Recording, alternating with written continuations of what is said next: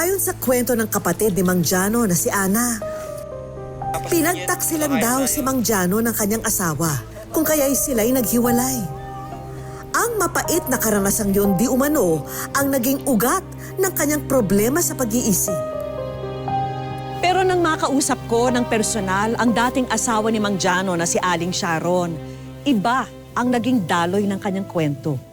So hindi ba totoo na ipinagpalit niyo raw siya? Hindi po totoo yun. Na hindi raw kayo naging tapat sa kanya? Hindi po yun totoo.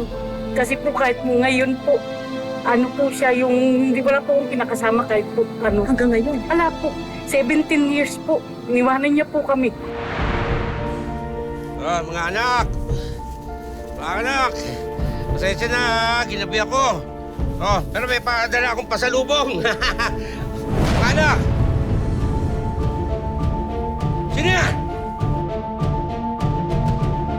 Anong sino? Sino yung kasama mo? Jano, teka lang. Anong sinasabi mo? Sino nga yan? Jano, kung ano-anong nakikita mo, hindi naman totoo. Eh ano, bakit mo nagawa sa akin yan, ha? Ako lang mag-isa dito, Jano. Bakit mo nagawa sa akin yan? Jano! Ano ba? Huwag ka umalis, Jano, sandali! Mga anak! Ang tatay niyo umalis!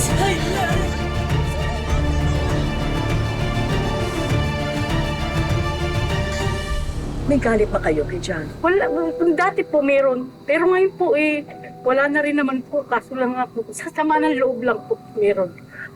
May pag-asa pa bang mabuo ang pamilya niyo? Ayun ko na po, para sa mga anak ko po meron, sila na lang po, pero po, ako po, hindi na po ako. Pero kayo ba may pagnanais na makita siya? For closure? Maaari po, meron po. Gusto ko rin naman po magkaroon kami ng kasi po, para po ba magsara na po yung namin dalawa.